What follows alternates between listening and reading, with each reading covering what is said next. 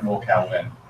I guess. I mean, I worked in an area where they, like, for a long time there was one class of high temperature superconductors, which everybody was really excited about, like late 80s, early 90s. And then when I started working, they discovered this other class. Welcome to Undersampled Radio, episode 42. We're here in New York City with Dr. Matt Hall, who you may know, Dr. Chris Jackson, who you may know, hi, and Dr. Ethan Rosenthal, who you may know.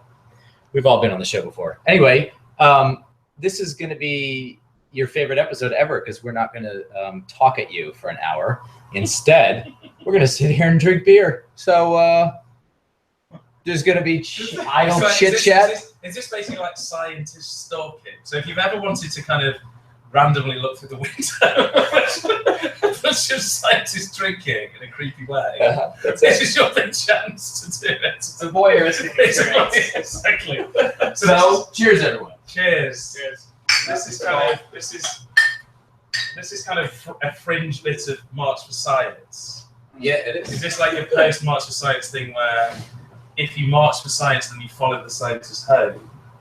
Actually, I'm not even going to claim to be a scientist, I don't think, at this point. How? Out of all of us, you are the one who claimed that.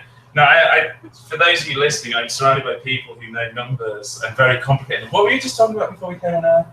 Just to recap for the audience, just to make my point for me. Superconductivity. Room. So tell me again. I'd like to say I'm playing the part of the idiot, but I actually am. So tell me what superconductivity is. What is superconductivity? Materials superconduct when they transmit electricity with no resistance. Okay. So the idea is that when the power comes to your house, you lose some of it as it's moving through the wires, and that makes things very inefficient. And that is a major constraint in, like, the business of the transmission of electricity, and like where do you put power stations, and where can you have solar farms and wind turbines. Because the further away it is from your customer, the more you're going to lose on the routes. Exactly. Okay. And we talk about increasing solar panel efficiencies and all these other things, but if you could just transmit it for free, then that would have such a giant impact. Dr. Ethan. Yes. Thank you for taking my question. Matt, well, I joined you science. Is it zero resistivity? Or Yeah, is it just extremely it is zero. Super. Zero Inductance. Zero No, resistivity. infinite inductance. Infinite Zero inductance. Inductance, okay. That seems like it just sort of in physics and stuff, you almost never have like zero. But you're saying it's not asymptotic or anything like that. It's like, no, there's none. So there is a limit. There's a critical current density that exists in materials. So it's not that you can pump as much current as you want for free. Okay. There is a limit, Right. but up to that limit, you get it all. There's no heating. There's no loss.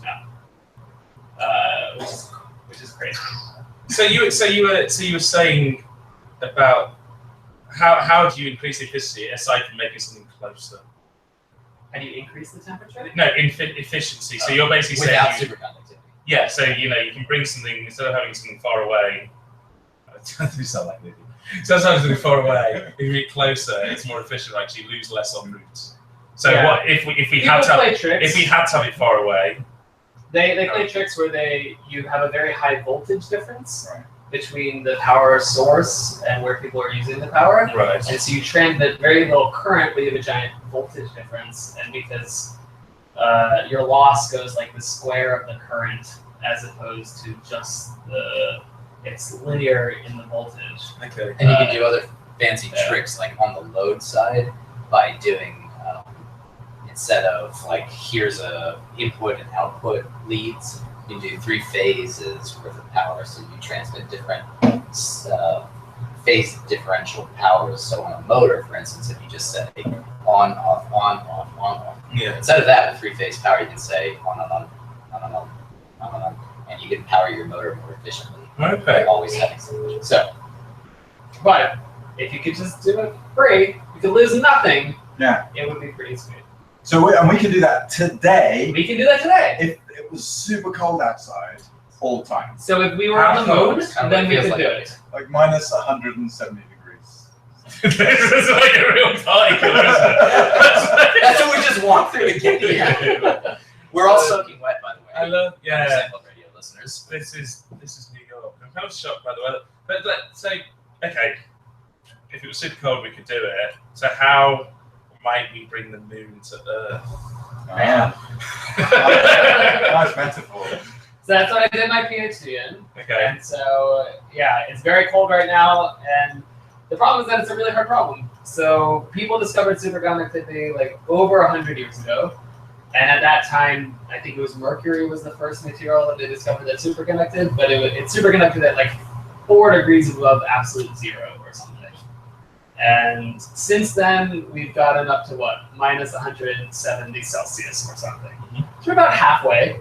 That In we need to 100 get to. years. So give us another 100 years. So what's the limiting step then on getting to the very cold temperatures required is?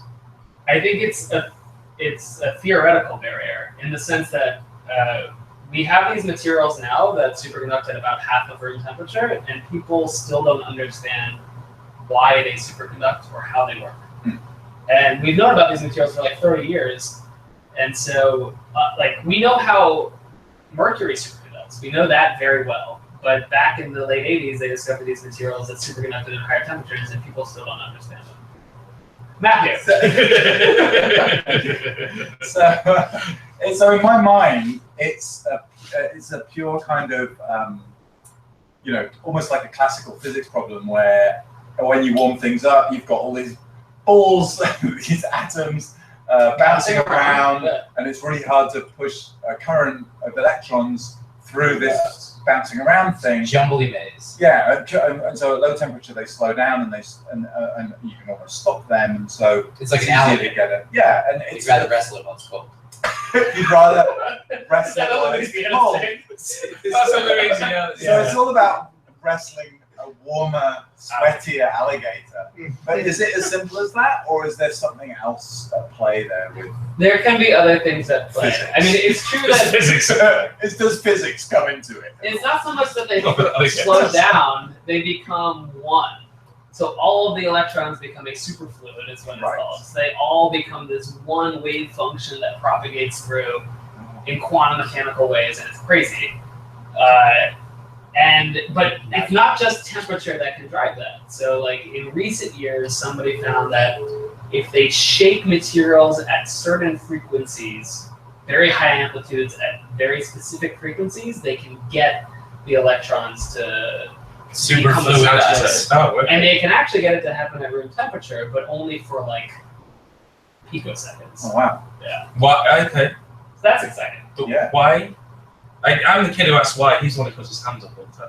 But I guess I'm maybe an optimist. Like, why? What's the kind of barrier to making it picoseconds to kind of like? Is it just the amount of energy required to make the superfluid from that material? So that's like brand new, Okay. and in that sense, people don't understand why it works. Okay. And it's contentious on whether it actually works. It's hard to measure something on those time scales. Okay. But definitely the power that it takes to shake these things. Like you need an entire like giant accelerator in order to produce those lasers to shake things and everything else. Yeah. And so it's Is very it researchy right now. is it possible that there's I don't really know if the things that are being investigated are mostly like pure metals or the alloys. Is it possible that there's a crazy mineral out there that some mineralogists can discover or even create Synthesize. that has bizarre electrical properties? Like how uniform are So superconductor first question, chemistry? what's a mineral? I seriously don't know. Yeah, Chris, I mean you're the obvious one. No. A mineral has a certain form. Well, a mineral would be like quartz or calcite or some sort of, I guess, like an it's elemental compound with a crystalline structure Yeah. that is rock forming. Elemental blends. Ice is famously a mineral. Sodium chloride is salt. Yeah. So it's pretty general. Okay, so by that definition, the high temperature superconductors that we've been talking about are these weird, they're called cuprates, they're a weird mixture of copper and oxygen, and then they dope them with all sorts of other materials. So they place other interstitial atoms in there. They sound like mineral. Is the minerals have to be naturally occurring, or is that not really a criteria? I was the kid at the back of the class in mineralogy, so I'm not qualified to answer it. I remember you. Yeah, no, I back there. Yeah. Pretty much, yeah, having a good time, which is what mineralogy. No, I guess you can. Yeah, so for experimental purposes, people generate mineral aggregates to test like rock deformation. So they make it. I guess if you make them, they do, don't they? That's not like a rock, though. Like that. Yes. No, but you could take a pure sodium chloride crystal and deform it on a rig. That'd be crystallographic. You'd be deforming that crystal framework, that crystal lattice. It wouldn't be a rock, because I guess if you would make a rock, you'd have sodium chloride added with something else like silica oxides. Yeah. I feel like there's an epiphany waiting to happen in the nexus between mineralogy and. I think so, because I feel like we're using physics. similar vocabulary about things. Yeah. I studied crystal structures. You guys study those. Yeah, but I'm mineralogist. I guess we're more. I'm not sure where the interface between like the geologically inspired study of crystallography, mineralogy, where that interfaces with this sort of thing. Kind of understanding. These are all made in the lab. Right. Yeah, and people would make stuff in the lab as well for geological reasons, but maybe not to try and do the things at high temperatures and the doping and the blends. Franken-minerals. Franken-minerals, yeah. Yeah, that'd be, yeah. It's an official term. Exactly. So the answer is yes. Okay, cool. Right? So we'll make it. So we'll drink some more beer, we'll solve superconductivity. Yeah, gonna cheat back in later. So I think I want to call this episode this breakout session rather Undersampled Radio Sock Sessions. Yeah. Yeah. We have a good sock game going on. That's the kind of. I won't go get my matching socks to Matt's, because that'd be kind of creepy if I came all the way to New York and had the same socks as Matt. Having not seen him in 15 years, if I turned up with the same socks, he'd probably be concerned. Yes. But it could have happened on a different day. It could have happened on a different day. I'm traveling light, so I brought only carry-on luggage. So I would like to at least publicly try and claim I have 7 changes of clothes. And how many laundries do you do on your trips then? That's not a personal question. I did 1 set of laundry, but I'm probably going to have to do another. And he's been gone for 4 weeks. No, I've been actually, No, I bring 5 kind of changes of kind of clothes and 5 t-shirts, 5 pants, 5 socks. But I kind of got shafted a bit at my hotel because they didn't do laundry on the weekend, so I kind of had to go and. Brian Romans, if he's listening, I had to go and use his laundry. He definitely isn't. He is not listening. I don't think anyone is listening now. Brian, I should have cut this into a podcast episode, I think. Yeah, shout out. He'd be very happy to hear that I used his laundry. But yeah. Does he know already, or will this be a No, surprise? I wasn't like creeping around his basements in the middle of the night. No, Stealing socks out of the dryer. He'll never know. No, it was all legit. It was all above board, and I did my laundry. But I think I'm gonna have to do some laundry in New York City. That's pretty rock and roll. Well, you have a washer in here. Yeah. That's amazing. I've got to say, North American laundry equipment is a bit of an epiphany to Brits, because you're used to. Well, normally we have one machine, and you might have a separate dryer, but the washing machine takes a substantial period of time. It may take 2 hours. I know where you're going with this. Yeah. 2 hours. Yeah. But most American machines, your washing's done in 30 minutes. And then the dry is about the same. What does it do for 2 minutes. hours? I have absolutely no idea. How do you smell? This is from Brian's washing machine. Okay, so you smell the same as me. Is your laundry straight from? No, he didn't import a washing machine. I have American equipment. Yeah, exactly. You didn't bring your own washing machine. Your 2 hour My washer. Zanussi. No. No, he was. It's not that good. It's rubbish. It's not. British washing machines are rubbish. It's an industry waiting to be disrupted. Yeah. I've got quite a fairly common thing is to have a combined. Which literally just have to That's got import. By the way. But the worst one is the combined washer dryer, You hate it. which I mean, its cycle, the full thing is like A week? 3.5 hours long. I mean, Yeah. you could easily watch an entire Lord of the Rings. No. Let me just. I'm going to have to defend the humble British washing machine. Okay, you say it's 3.5 hours to wash dry cycle, so you would go and watch like Lord of the Rings. Why would you need your stuff to be done within 30 minutes? Your washing and drying to be done. I got a football game to go. Yeah, I got work. My jersey is dirty. I guess what I'm trying to. I've got to be in court in 45 minutes. I've just spilled blood all down the clothes I was planning to wear. Really, but I guess what I'm trying to poke at here is this American obsession with speed, right? We just went out for dinner, right? If you were in it, I mean, was it called Pasta, right? We went to Pasta. Very good food. No affiliation. Shout out, like sponsor. Yeah, that's right. But you Cheese wheels. Cheese wheels. Yeah, unlimited cheese wheels. But if you kind of think about something like that, you go, if you were experienced that in Italy, that meal, or in Spain, right? So if you're in Spain, like that stuff is drawn out. It's kind of an experience. It's kind of, and that would take forever. No, but I think your laundry should be the same. We'd be leaving. No, laundry is a passive. It's a passive thing. Exactly, and because it's passive, why do you need it to be done quickly? Do you see what I mean? You see what I'm getting at here? If I was washing it. If I was hand washing my pants, I don't want to spend a long time on that. I want to hand wash my pants. Dude, FYI, when Chris says pants, he means under. Yeah, sorry. You mean no? Oh my god. I mean like. Wait, you wear those? What do you call what you're wearing right now? Trousers. Jeans. Trousers. Yeah, these are pants. Are these? Wait. Okay, I disagree with the whole premise. Why? The premise of speed. Yeah, wait, the pants. The premise of speed is what? The premise of speed exists to provide us with the opportunity to spend that time doing what we would like to do. But we're not. You, Matt. Dr. Matt. I agree. That's it. That's it. Ditto. No. Listen, I mean, no, because it's like you said, it's a passive act, right? Not a machine doing a thing. That's like eating a meal. Yeah, like take the time. Do you have the machine in your abode? Put stuff in the machine. By your rationale, it should take a month. That's true. Okay, if I have a month's worth of pants and socks to tie me over, We're gonna take the limit either way.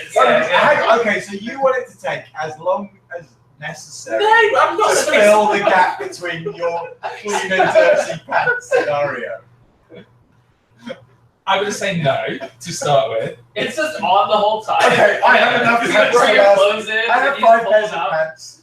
The cycle should be 5 days. I'll set it to that. Okay, I'm not saying I have an upper limit. This is Ethan's asking. I don't have an upper limit for how long it should take because it's dictated by how many pants I own.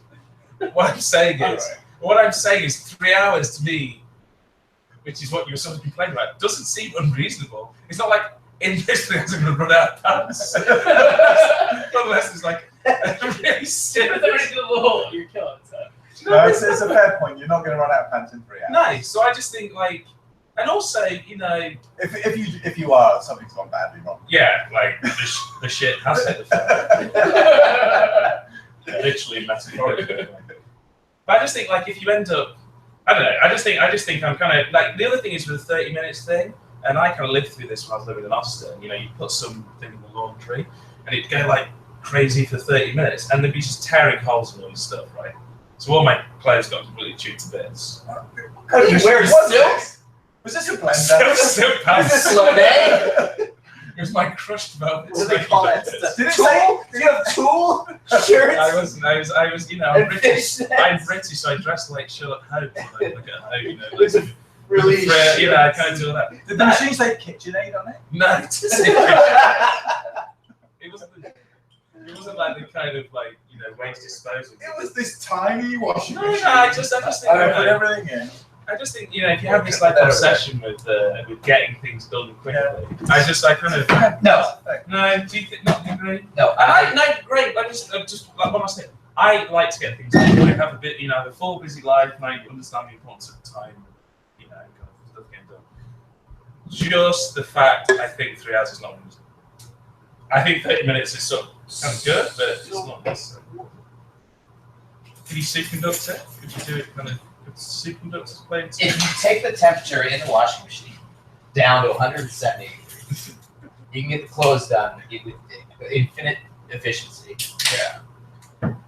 So, is the machine in your residence? Yeah, because in the UK we have indoor stuff. Yeah. See, I don't have a washer or a dryer in my residence. Okay. And so if I wanted to spend all day waiting for this to happen, I would have to you should have disclosed this at the beginning of the conversation. If you have to go to launch, that is not fair. But if you go to launch the rules, that slightly changes the rules. Then it should be instantaneous. Because 2.5 hours instead of 3. No, I think And also, let me just put it out there. I have done laundry in a laundromat in the US before, right? And I was, I read a book while I was waiting. It took 45 minutes. 45 minutes. That's 45 minutes. But I understand, if you don't have something on your premises, then I guess you'd want it to be done quickly. Full disclosure, I don't even wait at the laundromat.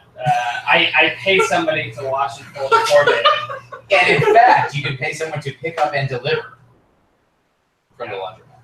I carry it over. I like to have, a bit of have that freedom. The real experience. Yeah, the real experience. Yeah, you're not a total dick. Yeah, but having to take the pre-folded shirts and hang them on hangers, that's terrible. Yeah. Hey, let's try Difficult. something. Let's try something that we've been doing for a while, but in a weirder format. Wait. Yeah.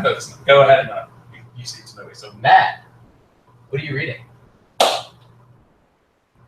I'm kind of between books right now. I think I already mentioned maybe that I'm reading The Ghost in the Shell. I think I started that maybe around about the last podcast. So anyway, that's what I'm reading right now. You were talking about Flash Stories at last. Oh, was I? Yeah. No, that was a book I read a while ago. So right now I'm reading Ghost in the Shell. I left it at home. I didn't bring it.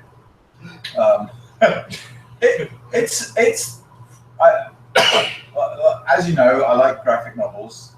I've read a few Japanese graphic novels, but actually several of the Japanese ones I've read have been by Western graphic artists who live in Japan. This one is fully Japanese. Even to the extent, I don't know if you've read much manga, but this one, it is in the Japanese order. So you start the book at the back and you read the panels right to left. wow. Yeah, so it's kind of a bit of a head, what's the name at first when you're kind of getting used to it, but you get used to it surprisingly quickly. This is a sock session, J11 Curtis. And My mum picks up. it's pretty, I feel like I'm probably 15-20% into it, and I have no idea what's going on. It's a bizarre sort of. But the guy, what I really appreciate about it is that the footnotes are really intense. Like the guys clearly thought hard about what AIs are going to be like in whenever it's set, like 200 years from now or whatever. And it's like, I've thought about this, and I think they're going to have this kind of blood, and not just AIs, but like cyborgs and androids and all sorts of other various levels of mechanistic human. Mm-hmm. And I think they'll have this kind of blood, and I think they'll be manufactured in this way and have this type of software running on them. Like, it's impressive for its depth. So it's research. So he's kind of researched the graphic novel. Or profoundly imagined in a way that, like, Lord of the Rings is, like, fully thought out, not just a superficial other universe. It's like, no. I've not read Lord of the Rings. Okay. Well, Have you? I read the first. Oh God, yes. Yeah, I thought. I couldn't get through the second one. I've read the longest, most boring fantasy novels. I couldn't stand them. Oh right. Oh. But this guy is Sorry. he's kind of like translated. Say that was again. Oh, I don't know who it was written by. I'm sorry. So it was a manga novel, then an anime, and then now like a full-length movie? I mean, I kind of assume that the manga came before the anime, but I'm not sure of that. I think it must have done, right? But I don't know for sure. What does that mean? I don't know. Take a friend. Maybe somebody's like tuned in. Oh, that's the front door. I think it's just someone ringing at random. Yeah. Could be. Yeah. Unless you're expecting pizza. No. Okay. That's ignored. I just ignore. Yeah. Hey, Dr. Chris. Or just let in He random might be people. the Twitter killer. Oh, is this going out live? God. Yes, I just said. Yes, it is. Somebody might have seen Is it. your travel on? It's something about. It's going to be something about salt. You better. If anything's going to trigger someone, it's the salt. You better answer. You think? Maybe. Yeah, we don't owe anybody anything. Yeah. I'm a little on You're the edge. New Yorker. What Yeah. would you do? Oh, Yeah, yeah. Either you ignore or you let them in and they Or you go go kill and somebody. kill somebody else. I can hear But, footsteps though. You can hear footsteps. I don't know if you They're can hear upstairs. this. If anybody is watching, call the Call. EMTs. But it has the feel and the frequency of someone going through the buttons. it's nice when you can hear them buzzing other places. You're Also not nice when you comforting our can't guests. hear. Um, What am I reading? what are you reading? I just finished a book called Salt by John Kulansky, and I work on salt tectonics, and which is field of geoscience, field of structural geology, and I kind of got into giving a talk about salts, in not salt tectonics, so not the geonerd stuff, but more about the history of salts and salt's sort of influence on human development and like our uses of salt. So I kind of went into this kind of like weird bit of sodium chloride, which has nothing to do with what I normally do. And this book is all about kind of the history of salt and its use in culinary applications, its role in warfare, its role in there's large chapters about the Civil War and how salt was a key sort of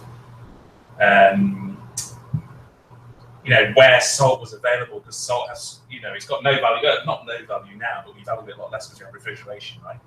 Right. And we have other ways of salting food or preserving food, and we don't need to mummify people. So it's a cultural. No, it's kind of like It's not. It's less the science book. there's like one chapter. Yeah, there's one chapter about salt in there, about some of the salt diapirs, the salt domes. When we get salt flowing, it wells up and makes these domes.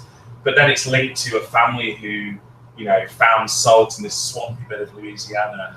And, they didn't know anything about the geology. All they knew was that there was a salt lick there for cattle, and they started mining it. And actually, that particular bit of story about this family, they actually were the founders of Tabasco sauce. Oh, it's the Avery Island. Yeah, Avery Island thing, yeah. Yeah. So they started growing these peppers there and making what we now know as Tabasco sauce. Is there a specific relationship between the peppers and the salt somehow, or is that just a coincidence sort of thing? I don't know. Now you mention it, I mean, salt doesn't necessarily lend itself to having fertile. Dr. Guns. The Tabasco family does now claim that the salt has something to do with their amazing. But they grow it in Mexico now, right? That's what I understand. What? When you go visit? No, there's like Really? a business sense. This is the post-Trump era. Really? Is this true? My reading of the book is there was something to do. So when you need to create these things, you need there's salt, and then there's you need fuel, because basically there's loads of other things, and labor. You need human beings. And once you kind of abolish the slave trade, you need access to a different labor pool. I'm stepping carefully through this. But you need, you need to produce something cheaper, so you need human labor. So my understanding is that the peppers now, they basically took these peppers from the Avery salt dome and took them to Mexico and basically grown them there. Is what I understood. So they still claim that that's part of their thing, and totally. Avery Island Tabasco family. We're looking for a sponsorship. Okay, this is not from Mexico. How do we make salt now, though? We once went to these islands where they used to take salt water on large concrete areas and let it evaporate, and then they would bring salt, which sounded like a terrible job. No, they still do. People still do that, and they're still very kind of artisanal sort of salt production. So Himalayan sea salt. yeah, so super expensive stuff, which the production and the kind of labor costs are really high. The production is very intense. So yeah, you can do it by evaporation. You can pump sodium chloride unsaturated water down into the surface. You can dissolve salts in there. You can pump it back up, and then you let it evaporate. But obviously, there's a load of like waste products. There's a load of energy required to pump it down and up. So it's an interesting book because what kind of salt do you use on your table at home? me, we were poor, so we used kind of like Sainsbury's or like Morrison's didn't exist when I was a kid, but we used like just standard sea salt. But now you would use like hipster salt, like sea salt. Yeah, or like Malden kind of raw. Where would like Sainsbury's table salt come from? I mean, presumably it's scraped off the roads in winter. It's not recycled. Those evaporation pools, they just put the snow in. Wait for summer. Shit, look at all this salt someone's dumped out here. No, there's no sort of like. Stop sessions, curse away. Yeah, no, there's they don't, you know, they. Oh shit! I forgot to edit out your last bullshit from the last episode. That bullshit doesn't count. No, wait, so why is it bad if you guys do this? Because I don't actually care that much about it anymore. But when we started the show, there was a thing with iTunes, and we had to sign this thing that said we weren't going to curse because it was a family show, blah, blah, blah, blah, blah. And well, it's not so much that it's a family show, it's just that you have to say if it's explicit. Oh. Right, sorry. And right. You're right, yeah, that's correct. So do you think kids would like be going through and like going, okay, this isn't, no. Tick. What are you insinuating? I'm not, no. Well, you're not down with it. Yes, I guess that's exactly what I'm insinuating. No, but I mean, I don't think you should swear unless you absolutely need to. I completely agree with that. Just as a general rule in life. What the hell are you talking about? No, that's not swearing. Even my mum. That's definitely not swearing. That's definitely not swearing. Because we're not religious. So is the only thing that counts the F word? Yeah, and there's lots of words that we wouldn't say. The C word? That's bad. Which C word? It's different for the Brits. I feel like that because these things like worse. Bloody wanker. Yeah. Except Matt's informed me that bloody and wanker are not. You can't say the W word. Really? I can say it. It doesn't mean anything, does it? Yeah. I feel like that's. And you're not supposed to use bloody and wanker strong. in the same turn of phrase. Yeah. That sounds a bit funny. Is there software to automatically bleep you guys out? No, machine learning. There's just automatic software to throw us off YouTube. It's serious. So it was a thing, to finish the story, it was a thing when we cared about iTunes, and then they started giving me so much hassle when we were doing the show, originally before you migrated RSS feeds, that I said, screw it, I don't care anymore. And now, fuck it. Yes. That's what he said. And now, I only care because I think it degrades the quality of the show. It must be a family show. But this is the sock sessions. Yeah. No, we're good. So the Salt book is good. Sure. So it can highly recommended. There are, I would say, I would say 2/3 of this book is like is about history, right? Big like culinary history or like kind of civil conflict history or whatever. I'm not interested in history, so I actually found kind of quite large periods of the book kind of heavy going. You mean modern history? You're very interested in geologic history. Yeah, put it before preferably 5 million years or something. Longer time. I'm starting getting. But I find, but it's a brilliant book. I highly recommend it. It just brings together loads of things about something which is beautiful and pure and very simple, which is sodium chloride. It's just that salt. I'm just going to come out as a molten sea salt user. That doesn't surprise me. That's it's totally predictable. Okay. But if you've never seen it, once you've seen it, I feel like there's no going back. So Malden is in Essex, so it's along the Thames estuary, so east of London, and it's a very famous place which historically has been a big sea salt producing area because of the sea. The sea. The sea all the way around Britain. Yeah. Britain Island. Yeah. It's literally island. Yeah. It's actually like it's actually an island. In Essex, sea bound by definition. So you can harvest Essex is cornered the market somehow. Yeah. So you basically produce a sea salt. So it's kind of like harsh salt. You have to crush it with your fingers. Yeah, but it forms. Oh, I'm not going to remember the name. What are the sort of their quants? Oh, blade-like. Lath-like crystals. Yeah, they're sort of little laths, but they're sort of inverted pyramid. Do you recognise it when you put it on your chips? Yeah, I can definitely taste. I can totally taste the difference. That's what you're suggesting. I can't keep up with them. Yeah, no, they're fascinating little crystals to look at. They're like hollow. Yeah. No, he's right. What's the crystal structure? I don't know. Well, it's cubic, but I don't know why they form like that particularly for molten sea salt. Must be similar to precipitation and the rate of evaporation of the water that gives rise to the crystal. So do you carry an analyzer around with you to analyze all different sorts of salt? He gets out occasionally. So Graham, what are you reading? So a couple of weeks ago when we had Ethan on the show, it's V2. By the way, you guys are the only V2. V3. No, that's not V3. true. It's not true. I'm sorry. Well, But you're definitely the only V3. He just You're right. V2. We also had, well, we had John, but then there was a first one was with the don't panic. Anyway, we had Ethan on a while ago, and Matt and Ethan were talking about a book called Logic Comics. Oh yeah. It's a graphic novel, and I said, yeah, I'll get to that whenever. But then, so we're up in New York, obviously, for the sock sessions, and so I'm actually staying. It does.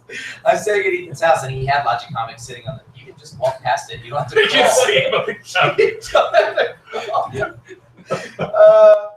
Ethan had it sitting on the shelf there. So anyway, I read it in like a day. You read it yesterday. Because I couldn't stop. It's really fascinating, and I stayed up way too late last night.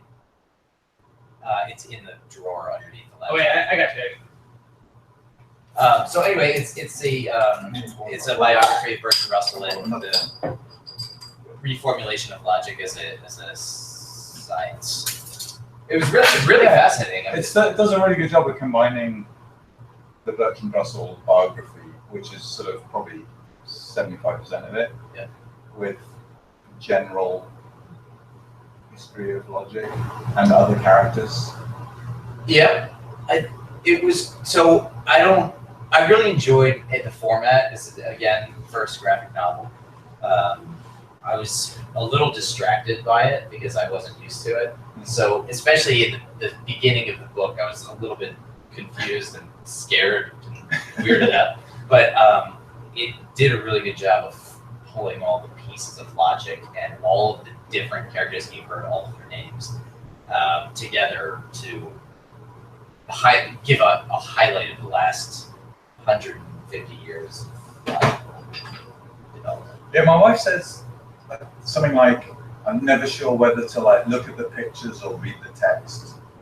But like there's an order thing. This is very confusing. Yeah, but it isn't, which has though. never troubled me somehow. No, they bear it didn't reading more, I think, than text. What do kids do now? Kids read the books with pictures.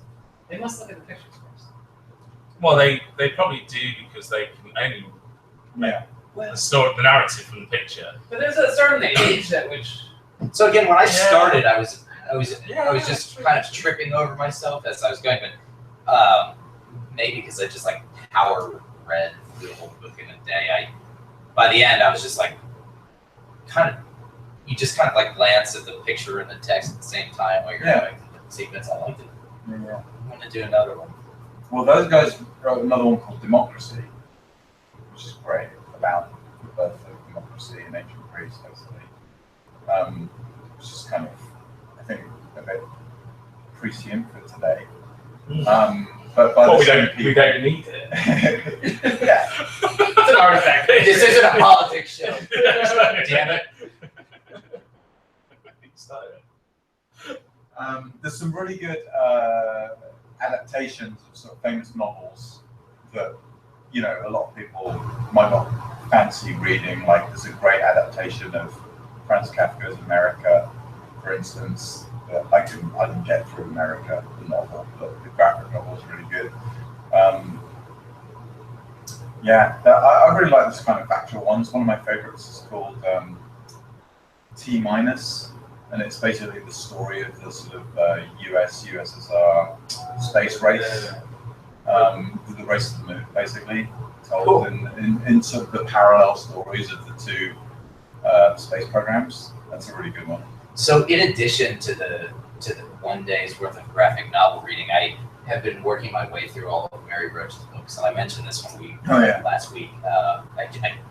like, they're hilarious. I can't stop reading them.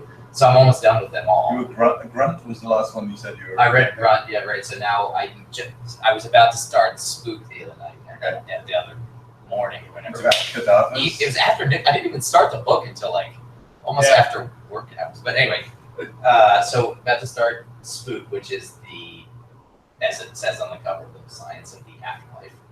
Oh, the afterlife. Okay. The science of the afterlife. Yeah. Yeah, that's a bit of an yeah. So all of the writing is tongue in cheek, hilarious. It's actually, if you've never read anything like it, it's really because nice. there's another one called Stiff, which is about cadavers. Right. So Spook is about the afterlife. Two books that are death themed. But how does that work then? The afterlife one. I'm curious. I haven't started yet. Oh, okay. I got tripped up by this stupid graphic novel. Next episode. Yeah, exactly. Tune in. Yeah. Well, I will. I'll start it tonight or tomorrow, whatever, and then record another episode. So you read this book about logic. Huh? Have any of you guys read Gödel, Escher, Bach, An Eternal Golden Braid? Sort of. I read like 45 pages. That's it. But I would love to read the whole thing.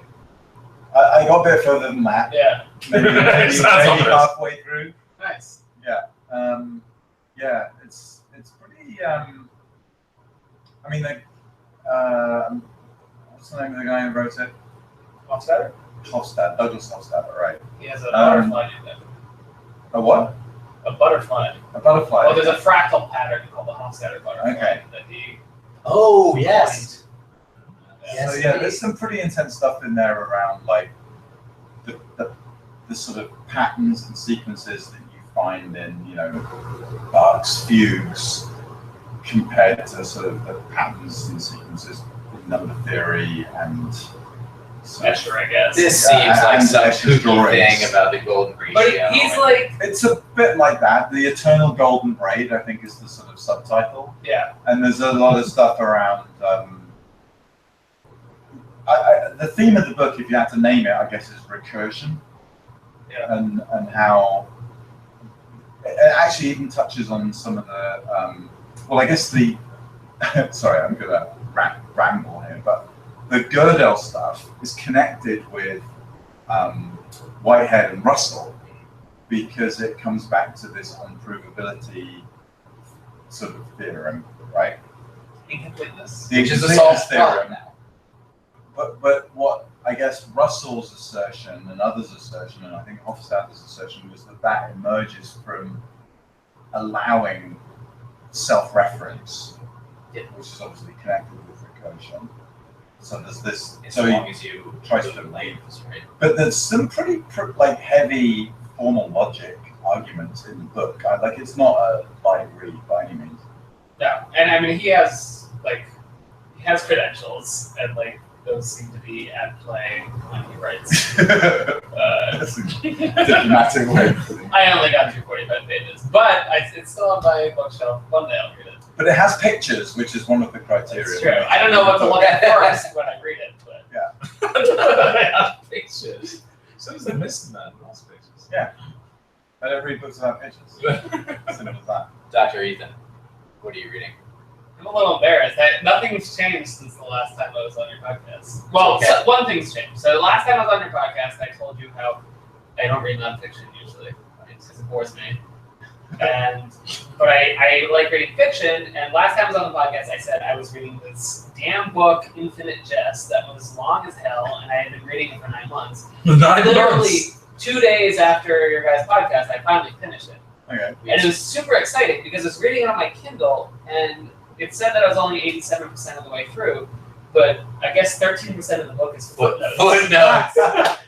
And so all of a sudden I get to the end, and I was like, oh my god! So I finished that. Did you get a bottle of champagne? I should have.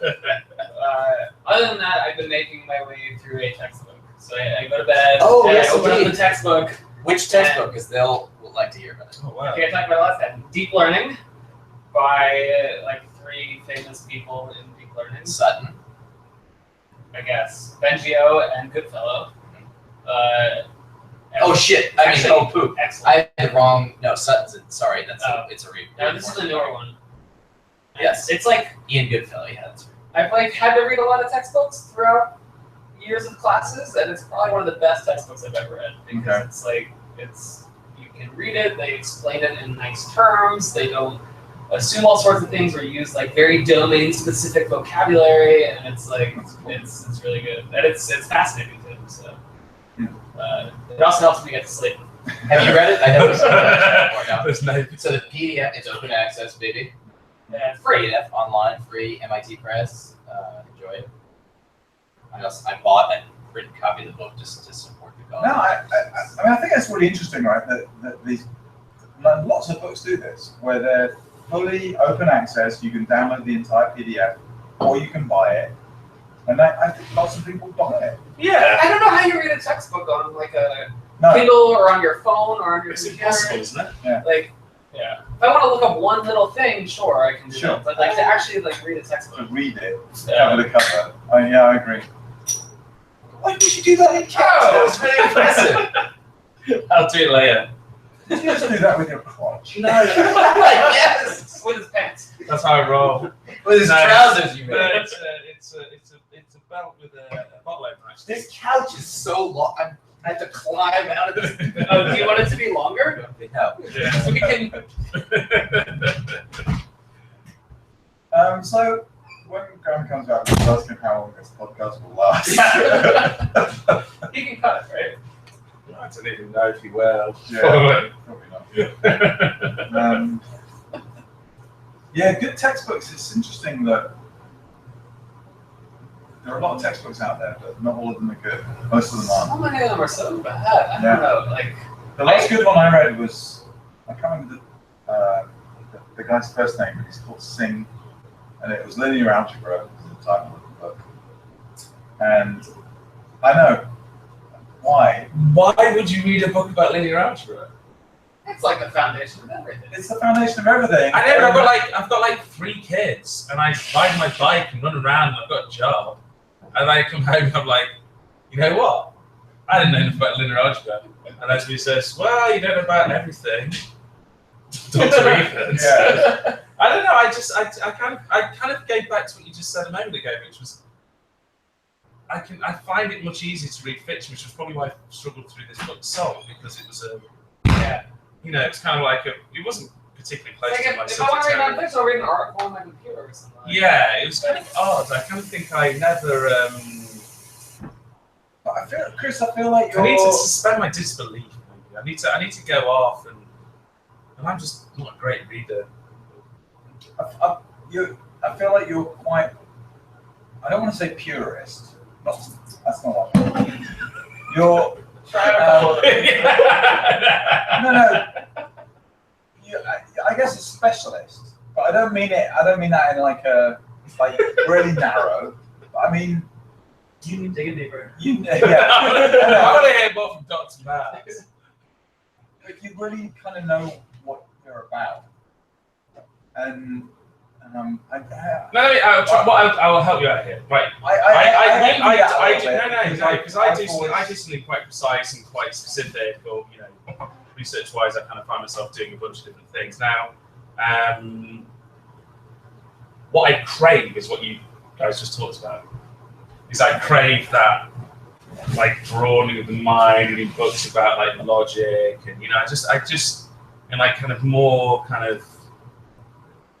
Philosophical is the right word, but things which can both take you away a bit, but also they're kind of educational. Because they're not a textbook, but they are sort of right. They are they're a communication of a kind of discussion that's been had over tens or hundreds of years. And I guess I just struggle to find the time to do that. So, and that's what I want, right? I read loads of papers. I write lots of papers. I read lots of textbooks. So I read chapters of textbooks. I have to do that for my job. Yeah. Right. So that's why I was like, linear algebra. Why would you get to linear algebra? Because I'd probably be getting to bed with like a fiction novel, right, or some like comedy book or something.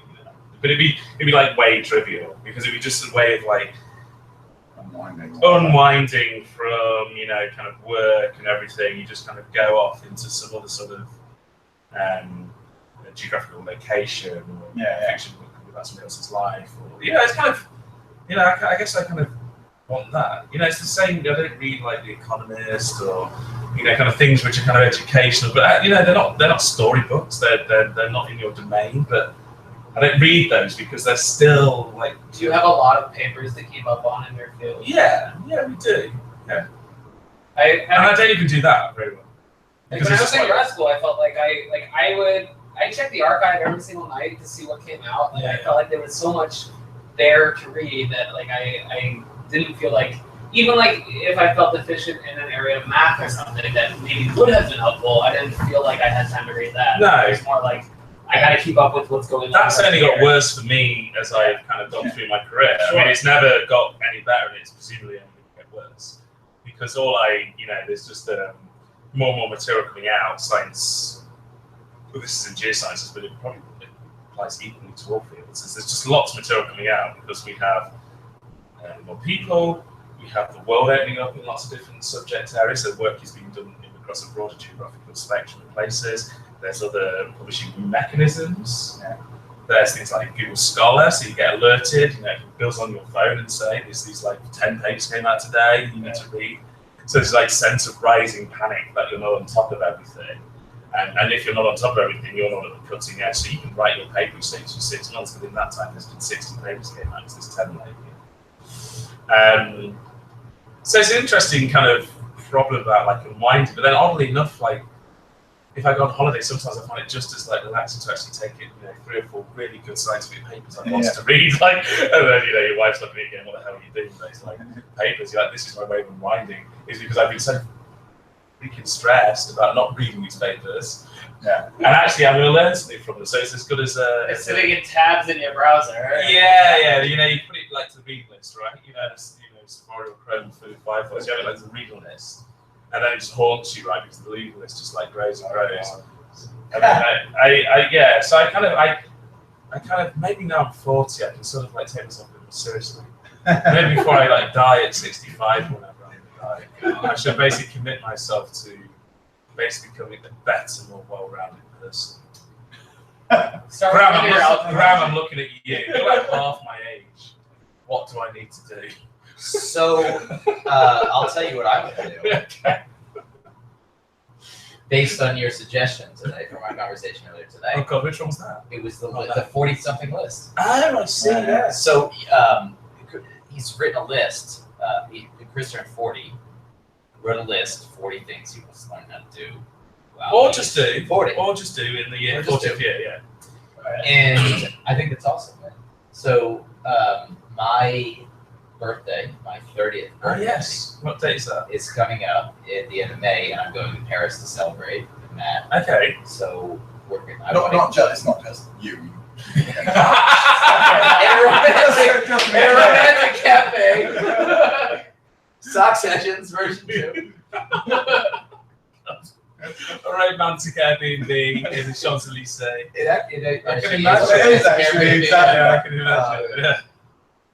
These two are very close. My wife will be there. that doesn't make what? it fair. Sorry, man. I forgot to tell you. Jesus. But no, anyway, so I want to get people together and write 30 things. You should do that. I mean, what I did. Like, have other people write them. You're gonna solicit it? Oh God. Yes. Oh, please, can I write one? Wait. Because a bunch of people that are there, Steve Purvis and all these people know me and know my interests, I want them to write my 30. Yeah, I kind of did this. So I pitched in quite a few, and then I canvassed. I put it out on Twitter, and some people came back and suggested on Twitter, which was really good. I actually got very close to putting a Google Docs list up because I wanted it to be truly dynamic. So you basically just pitch. Yes, I basically went on Twitter and said, I'm doing this list. I've got to like 24. I need another 16. I kind of asked, friends and family. So one of my friends, Dave Hodgson, he put in 2 or 3 suggestions. One is going to watch a test match. Do you know what cricket is? Yeah. Wait, what was the first word they used for it? Test match. Test match. So cricket's like quite boring if it's over a day. Or This is cricket over 5 days. This is over 5 days. Right, so we're going to go and watch a bit of a test match in Lords. It's a test of your patience. Or your liver. Yeah. It could be both. That's how you make it. Yeah, it's like a big listathon. And then he put in he wanted to do some kind of kayaking, so sea kayaking and river kayaking. And then he put in another one to walk from Saltaire in just north of Bradford in Yorkshire, West Yorkshire, across to across the moor to Ilkley. Do you have to walk? Could you run? I could. I'm hoping he doesn't watch this because he couldn't. Oh. He wouldn't make it, probably. Gosh. Start training, right? No. He could, but yeah. So he, you can get your friends to come in with very esoteric stuff. That's great. It has to be something achievable, sort of something you want to do. But it's really, so I've got this list of 40 things. I've probably done 8 of them. How far are you? A month. March the 7th, so a couple of months or so. So I'm sort of, and some of them are making chocolate cake, chocolate peanut butter cake, which will take me an afternoon. So there's right now. The only ingredients we have are beer and socks. Beer and socks. So but you should totally do this and canvas people, but put it on a Google Docs and then you can sort of get people to chip in. And like you said with Steve and people who know your interests, We'll change the hackathon topic. It'd be cool. So I highly recommend it. So I've got this list for them. I'll start getting one. Yeah, make sure they're all in the hot things. It's 1 week. It's 1 week, actually. That is all. Yeah, so mine was kind of a bit more manageable. And also I sort of knew there was a few that I could do pretty readily and stuff, so it wasn't too. So what would you have on your list? What do you think, off the top of your head, what would you yourself put on that we've list? talked about this before. I actually have a list of things to learn. Oh, yeah. That exists. Why do you? Okay, tell me first, then you can hate on it. Oh yeah. No, I remember why I hated it. No, I don't hate it. What? Tell you what's on the list? Well, just tell me a few things that Matt hated. Well, it's kind of constantly in flux. Like, for example, one that was just checked off was learn how to balance a pole on a cart. Say that again? Balance a pole A on a Polish cart. person. What a car? What kind of car? Like chocolate cart? Really? I thought this was going to get more reaction out of you two. This is a classic reinforcement learning problem. Yeah. Or a physics problem. Or a physics? Actually, it's very, very difficult to solve deterministic. Well, it's a classic perturbation theory problem. Yeah, it is. So you have a pole standing upright on a cart with wheels, and you tip the pole a bit, and you try to get this thing to learn how to hold the pole straight up. It has to stay in this range. You driving the cars? No, the machine is driving the car. I think this is a computer. Yes. Ah, I see. I Like a remote control car, but You have can, like reinforcement learning Yes. will work. Okay. You don't use all of our many hundreds of years of physics. Well, all right. Stay on that line of thought. How would you do it with deterministic physics? How would you do it? I bet you can't come up with a solution. So we The whole sock sessions. I will bet you. This is live on YouTube. $100. $100 that you can't come up with a solution by the time we turn on. So I think that we've been talking about this a lot. I think that it's a hell of a lot easier nowadays to just shove it into a machine learning problem than to try to solve the physics of it. And so we might as well do that. That's what he did. That's what I did. And you know Have you won what I did? $100? Check it off the list. You did. of things to learn.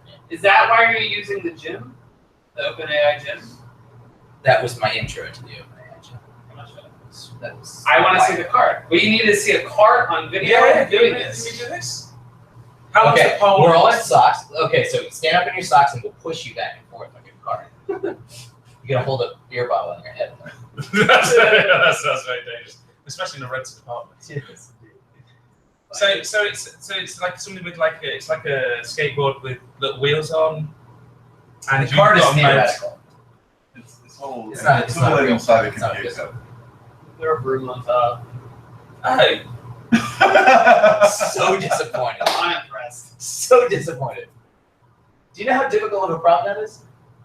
I know how disappointed it is not to know that there was a real car with a hole on it. But Well, there could be. It's this disappointing. And there should be. This is also why I don't look at outcrops. I just look at ones and zeros on the computers. I do a bit of both, I guess. This is also why I want my washer to work in 30 minutes. I want to get results and go on to the next thing. But you build stuff. You build like That's this it. is. I guess Different. this is why I'm kind of like. This is as speechless as I'll probably ever get. I'm kind of struggling with the fact that there wasn't actually a cart with a pole on it. Do you want to mourn it? What do you want from me? I want a cart with a pole on it. This is what I want. Okay. Could you do? Okay, let me back up. Could you make a pole with a cart on it? No. And no. Yes. And solve the problem in the way you solved it. Yes. If you had your No again. So hey. Okay. So If what? if, for There was an instance, impossible universe. do you want to hear the answer? Yeah. Do you have anything else to say? Okay. I might use that at the end of the talk just sometimes. Skate. It's like, Excuse me, Dr. Chris, could you do this? Well, I could if it was an impossible universe. yeah, exactly. Next question. Okay, go ahead. So you. I have a skateboard. Okay. Right, yeah. I put an electric motor on one of the wheels. Probably two of the wheels. You're basically talking about what I thought had happened, but carry on. At this point. Okay. Yeah. Or even better, let's just say all four wheels are driven the same way. So I would just put a linear actuator on. same thing. Same idea. Oh wait, So would I. I just want to. Actually, maybe hand grenades. It sets off grenade when you steer it.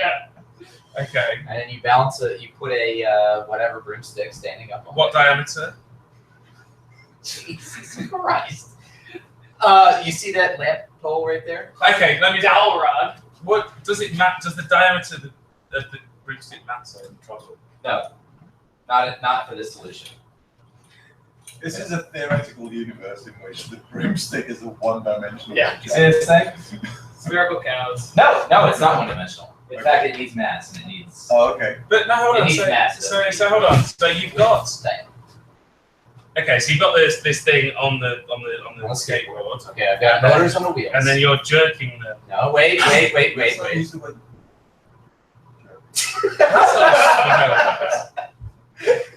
We're in New York, so I say. You can't say jerking during the sock sessions. Can you And another time. You know, in New York, you say joiking. Joiking. He's not What is from that? there. No, I'm just Nobody's from here. I'm just looking at Ethan for some qualifications. Lived here. He said the British joints. Joiking. Joints back further. But I'm going to use that now. So you have it on the. Okay. It doesn't matter what diameter it is, or it does. It does not for the solution. So no, but I mean in real life, if you No, did it doesn't. It would, yeah. No, it would not. What? For a reinforcement What learning if you solution, it sharpened does it? not matter. What does the end of it look like? Is it flat or is it rounded? Yeah. Also does not matter. But in Because- the real world, it would. No. Okay.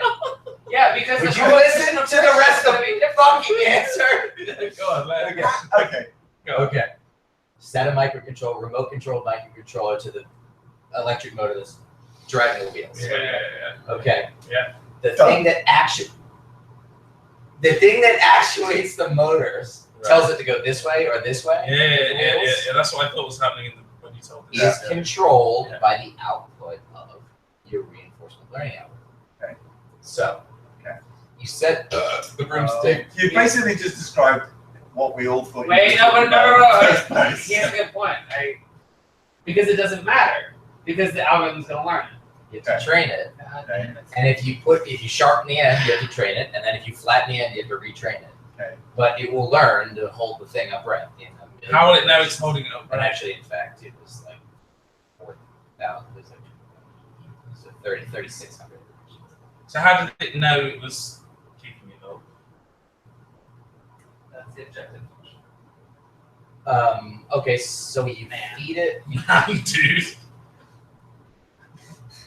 Right, so reinforcement learning works like this. You have an agent and you have an environment. And your agent is the thing which is being controlled, which interacts with the environment, which is whatever universe you define for this thing working. Now, you have a reward, which in the case of the broomstick thing, is keeping it up, and it's also not going out of bounds. Right? So deterministically, physically wise, it's easy. If you don't have limits on how far the cart can go, it'll just go one direction and keep it up. Do you make the reward also proportional to the angle that it's making? No, because as long as it keeps it up, it's all good. What about the velocity that the cart can move? What about it? But it's constrained it to realistic speed.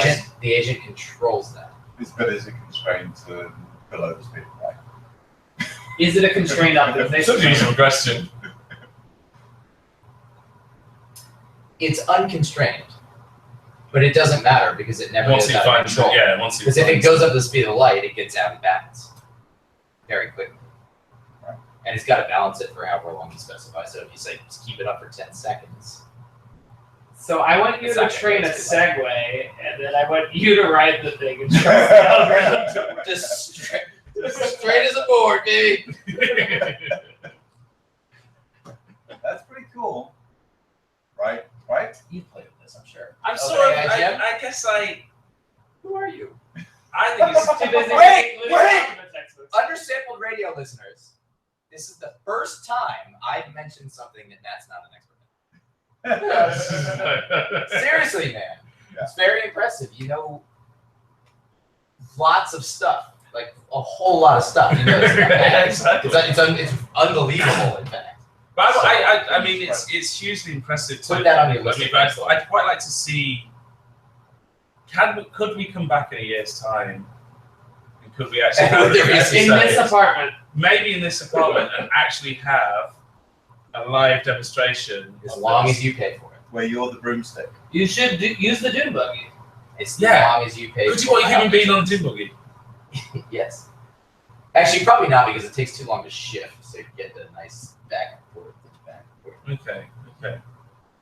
So I just have to imagine that this works. Is basically what you're saying. No, what's that board you call? You The told me. booster board. The booster board. What's this boosted board? That's perfect for this experiment. I don't know if they go in reverse. That would be. You have these electric longboards that everybody rides in the city. They go like 20 miles an hour. Oh yeah, I've seen these. Yeah. Like $1,600. But I really want one. How'd you get to work at the moment? I ride a city bike, which is Okay. like a bike share. Yeah. Okay. We may as well get. Well, actually, it sounds. May as well keep doing that. 'Cause it's Yeah. good. Yeah. Okay. But I feel a bit sated. I'm going to say. I kind of now you just talked. I kind of was a bit upset about the fact it was in a computer, but now to think it could actually be something here. when you train it on the computer, Yeah, so that you don't gradually. have to do 4,000 times in physical space. No, you would have to train in physical space because It's that sensitive. Yeah. It's a perturbation variable. Well, because Yeah. in physical space you have reaction time to the Well, wheels. what you if those have were slippage. just constraints? Presumably. If you can model them correctly, then Right. yes, you'll be fine. Okay. If we had an apartment with carpets now, Nobody has carpets in the city. It's disgusting. All the bricks look around. Yeah, it's disgusting. It's terrible. Nobody else carpets in the UK. Yeah. Okay. Well, I've learned something. Thank you. That's good. Every time I talk to you two, I learn something. Equally, I feel very stupid, but this time I have alcohol to kind of numb, Buffer the pain. numb the pain. Yes, indeed. Oh well. Cheers. Yeah. So when does the computer get turned off?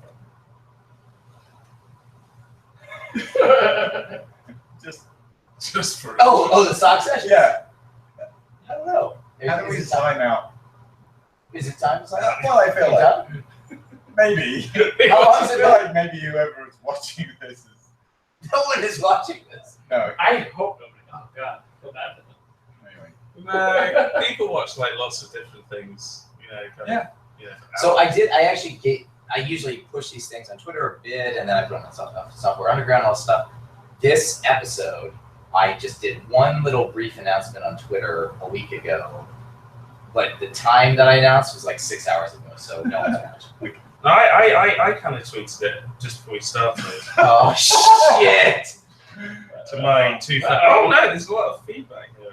Oh, no. 2,000. Oh, there are a couple. Somebody's actually. Oh, shit, I should have been checking the... All right, hold on. I'm guessing Let's this see is if what there's any happens after a questions. couple of drinks. Oh, no! All right, let's see. Oh, God, we have a whole bunch of stuff on here. All right, hold on. Sock Sessions listeners, I'll show you. Man, that was What a shame.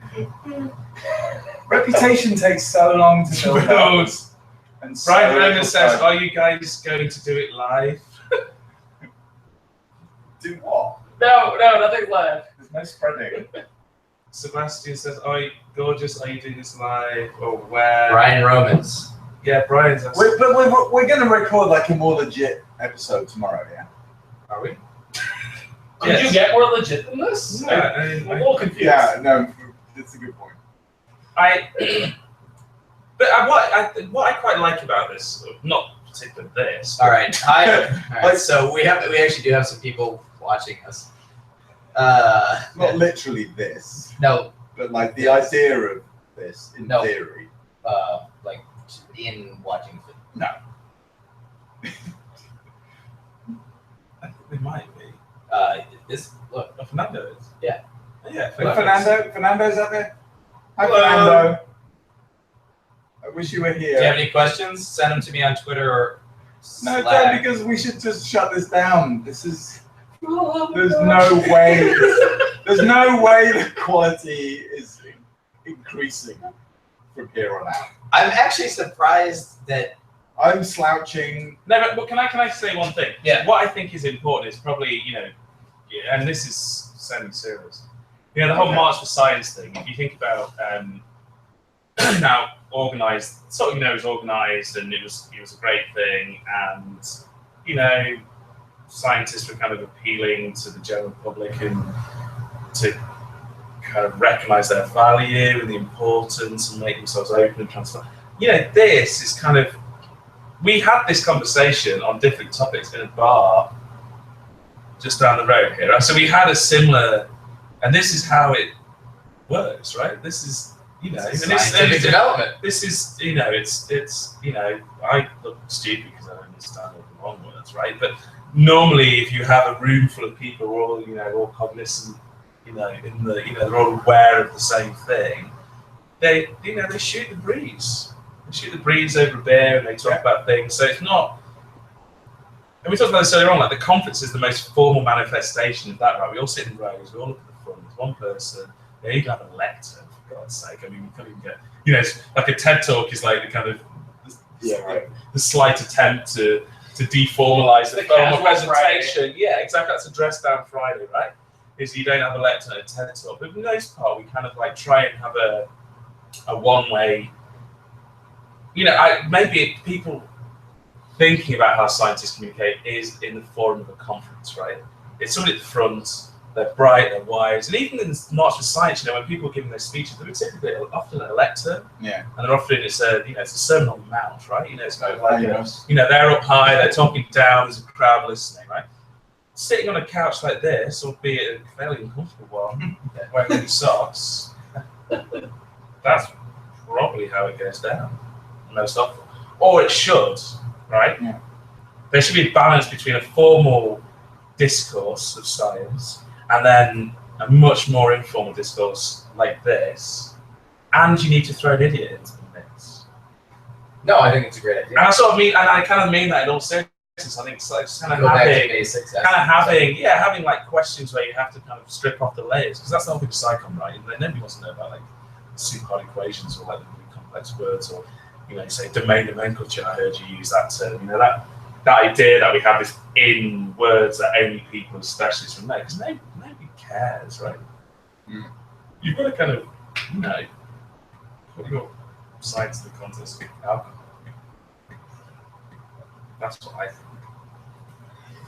Where do you think Did you ever have a sort of big sort of scientific epiphany, or where did the most amount of science happen to you? Your eureka moment. Yeah, if there is such a thing.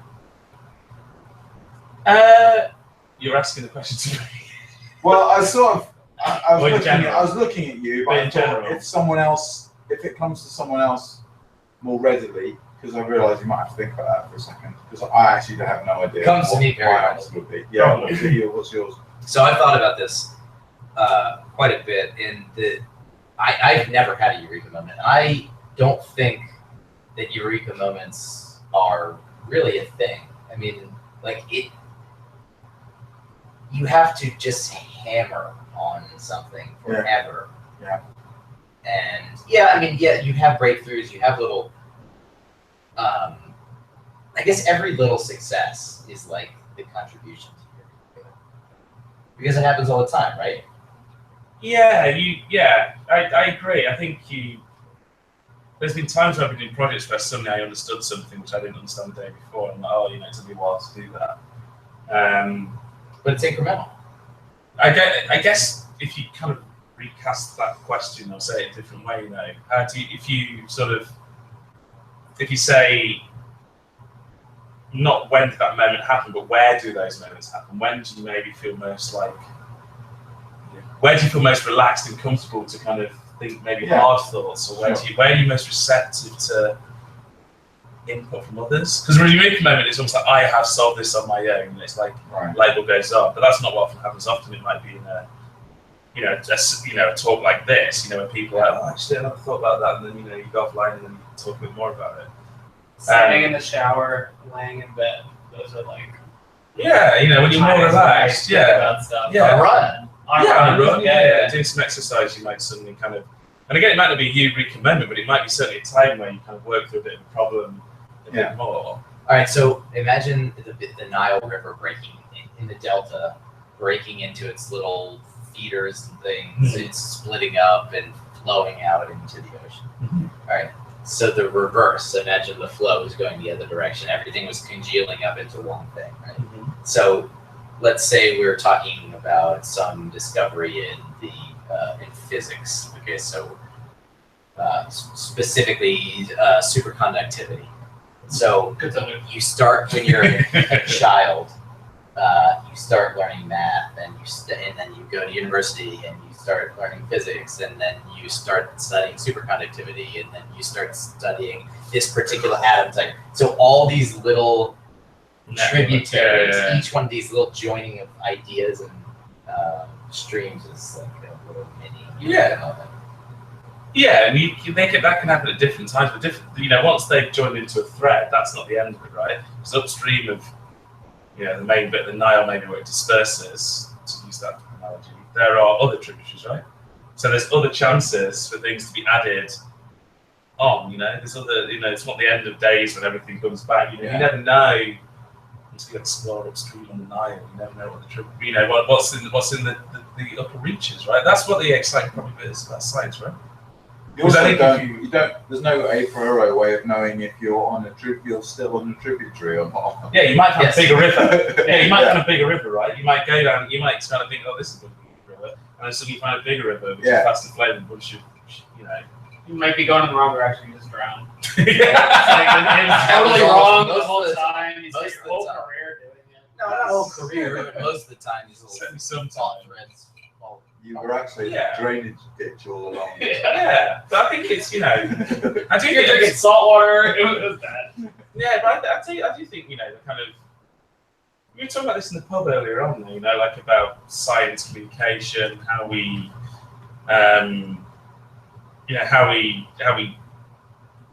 don't blog, right? Yeah. We don't tweet, and we don't, there's other ways we don't sort of communicate things. So, this is probably a more honest way of describing probably how science works. Certainly after even the formal conference of standing at the, sitting in the room, listening to somebody in front, you go into a breakout session or the icebreaker or something, and you all go and have a drink, and often that's where you kind of have that more rambling discourse. I think. That's just never had a eureka moment in a conference. No. I don't think so. I don't think ever. So we were talking about knitting earlier. We were talking about knitting. Hey, Matt. You ready for this? Do you know where this is going? No, I don't. Oh, Yeah. come on. I Imagine can't we're like wait doing to a find regular out. episode. Yeah. Hey, Matt, if you had to knit something, what would it be? Oh, Can you knit? Oh no. I can't knit. What would I it be? cannot knit. What would it be? Well, I'd definitely try and knit a seismic section. Cool. Sign us off. Thanks for listening. I'm sorry. We're all sorry. Bye. No. And goodbye. Bye. See you tomorrow on Undersampled Radio episode, whatever. 43.